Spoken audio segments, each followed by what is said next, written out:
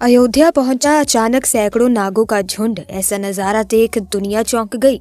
आखिर राम जी का नागों के साथ क्या संबंध है?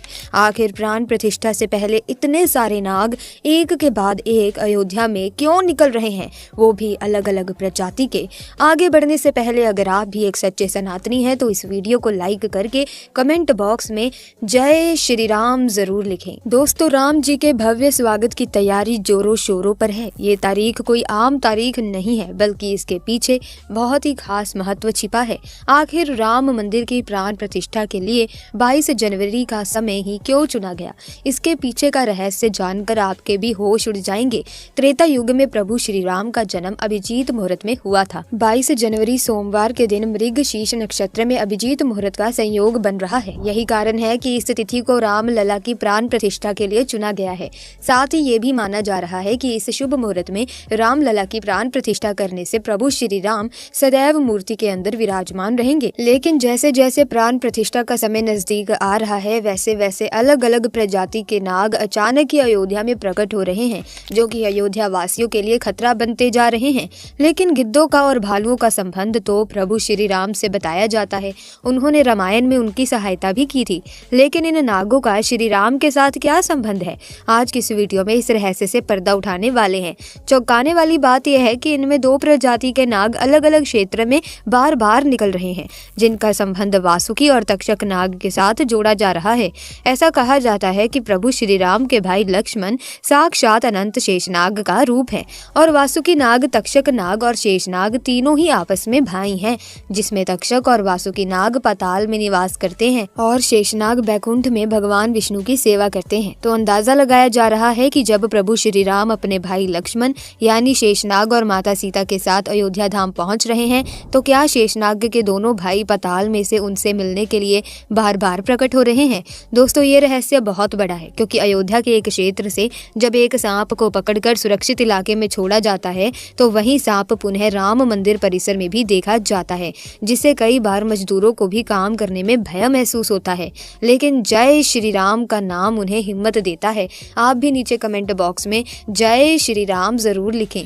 दोस्तों, 14वीं शताब्दी में जब भारत में मुगलों का शासन हुआ, तो श्री राम जन्मभूमि को नष्ट कर वहां बाबरी मस्जिद बना दी गई।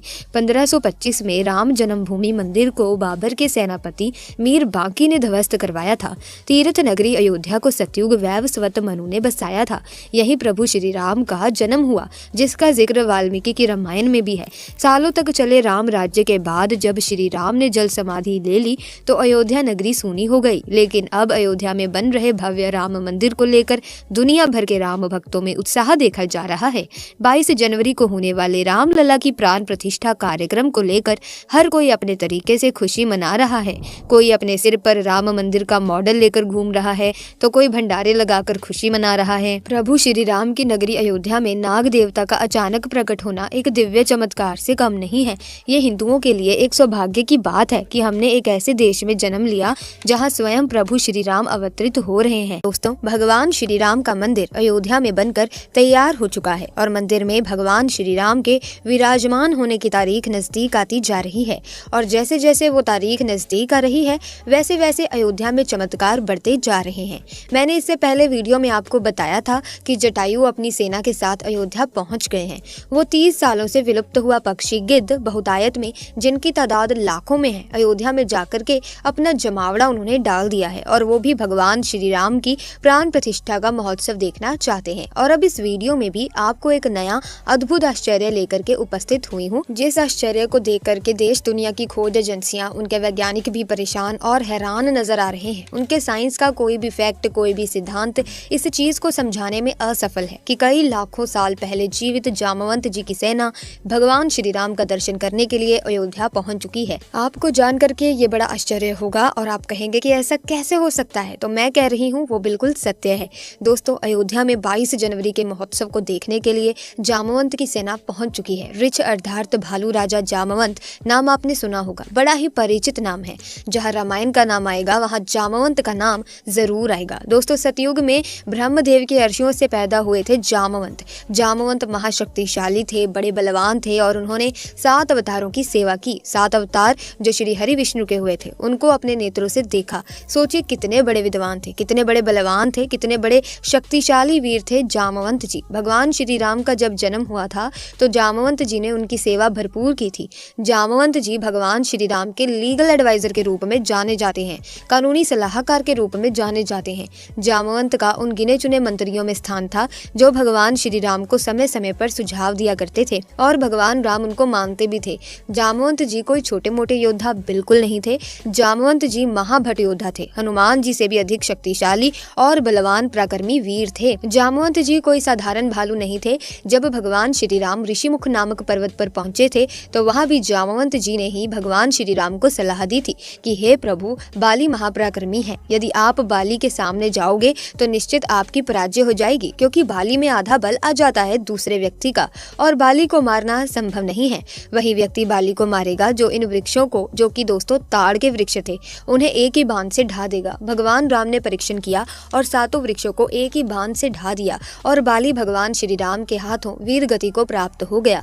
अब बात करते हैं जब माता सीता की खोज करने के लिए वानर को इधर उधर भेजा जा रहा था तो जामवंत जी, हनुमान जी, अंगद जी को एक सैनिक टुकड़ी की कमान सौंपी गई थी। उनकी सैनिक टुकड़ी दक्षिण दिशा को गई थी। दोस्तों भगवान श्री राम कहते हैं, सुनो वीर अंगद हनुमाना, जामवंत मत धीर सुजाना, सकल सुवट मिल दक्षिण जाऊं, सीता सुध पूछो सब गाँव, कि तुम तीनों एक सैनिक टुकड़ी के साथ दक्षिण दिशा को जाओ और वहां सीता को खोजने का प्रयास करना।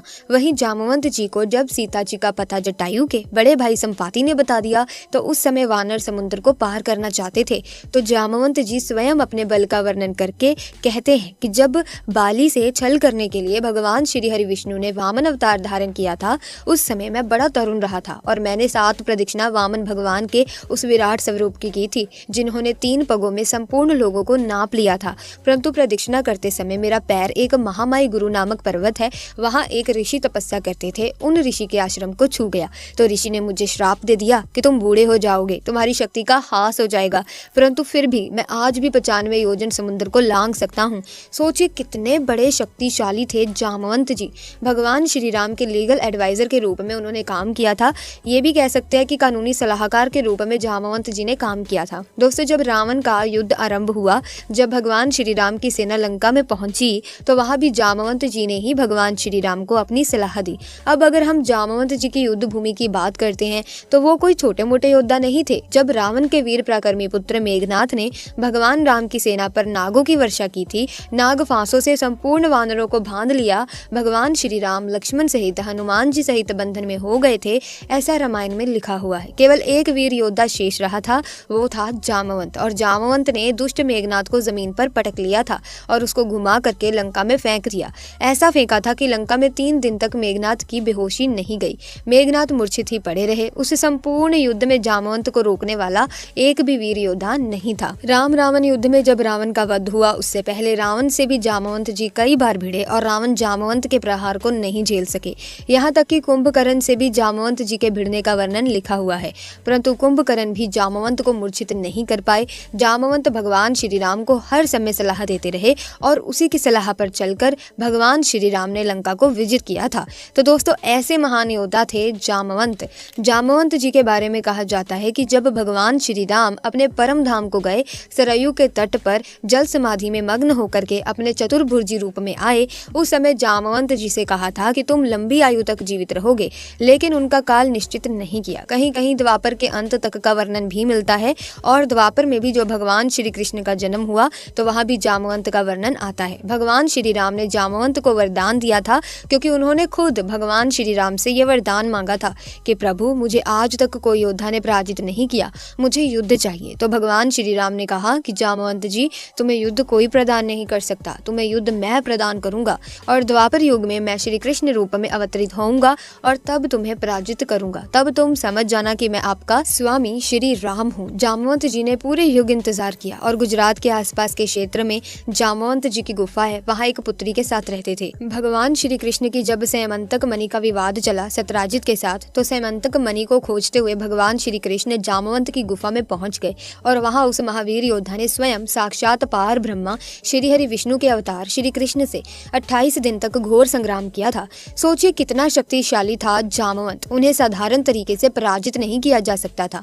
फिर वो 28 दिन बाद अपने प्रभु को पहचान गए और वहां अपनी पुत्री का वर्ण भगवान श्री कृष्ण के साथ कर दिया। गया जिसका नाम जामवंती वर्णित है और स्वयं तपस्या के लिए चले गए थे। लेकिन जामवंत की मृत्यु का विवरण कहीं नहीं मिलता, किसी भी पुराण में, किसी भी ग्रंथ में, किसी भी रामायण में ये नहीं लिखा हुआ है कि जामवंत जी की मृत्यु हो गई थी। वो स्वयं तपस्या के लिए चले गए थे और अनंत काल तक हिमालय के क्षेत्र में तपस्या कर रहे हैं। और वही समय अब नजदीक आ गया है, क्योंकि जब भगवान श्री राम का जन्म अयोध्या में हुआ था तब देवतागण अयोध्या में आए थे। लेकिन अब वही उत्सव, क्योंकि भगवान श्री राम अपने मंदिर में विराजमान होंगे और वो समय है 22 जनवरी, ज्यादा दूर नहीं है, वो समय अब नजदीक आ चुका है। और उस दिन जब भगवान श्री राम अपने मंदिर में विराजमान होंगे तो अपने प्रभु के दर्शनार्थ भालू भी करेंगे। भालू की एक टुकड़ी पहुंच चुकी है। बहुत से पत्रकारों ने यह दिखाया है कि अयोध्या के आसपास भालू का एक विशाल समूह देखा गया है, जिनमें बहुतायत में संख्या थी और वो भालू अयोध्या के नजदीक आ गए हैं। तो क्यों आए हैं? वो भी भगवान श्री राम का उत्सव देखना चाहते हैं। वो नजारा देखना चाहते हैं कि भगवान श्री राम को इंडिया के प्राइम मिनिस्टर किस तरह से विराजमान करेंगे। उस समारोह में प्रधानमंत्री पीएम मोदी, योगी आदित्यनाथ, आनंदीबेन पटेल और बड़े बड़े दिग्गज वीआईपी वहां सम्मिलित होंगे। कई खेल हस्तियां व सम्मिलित होंगी। सुरक्षा व्यवस्था के लिए जितनी भी एजेंसीज हैं, सुरक्षा एजेंसीज को चौकन्ना कर दिया है। वहां कोई परिंदा भी पैर नहीं मार सकता, क्योंकि भगवान श्री राम का जन्म महोत्सव है और ऐसे समय को देवता भी छोड़ना नहीं चाहते। देवगण भी उस समय आकाश में उपस्थित हो जाएंगे।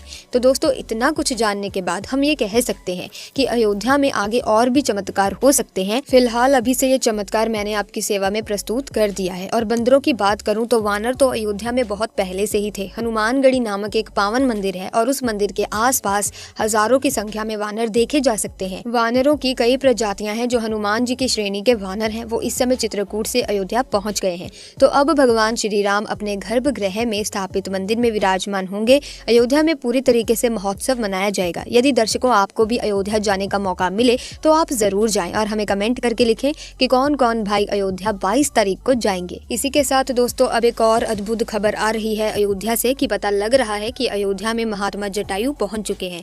दोस्तों, आपको याद होगा कि सन 2000 के बाद से कहीं भी गिद्ध दिखाई नहीं देते थे और अचानक 23 साल बाद अयोध्या नगरी में गिद्धों का झुंड पहुंच गया है।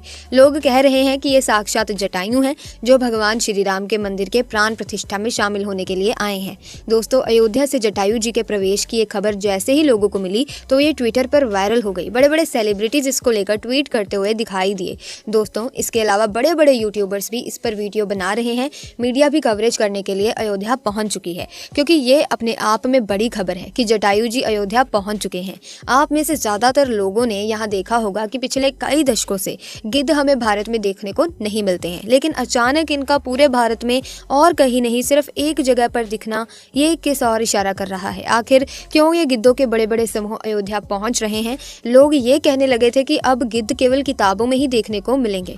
ऐसे साक्षात देख पाना अपने आप में एक चमत्कार है, वो भी अयोध्या में जब राम मंदिर की प्राण प्रतिष्ठा होने जा रही है।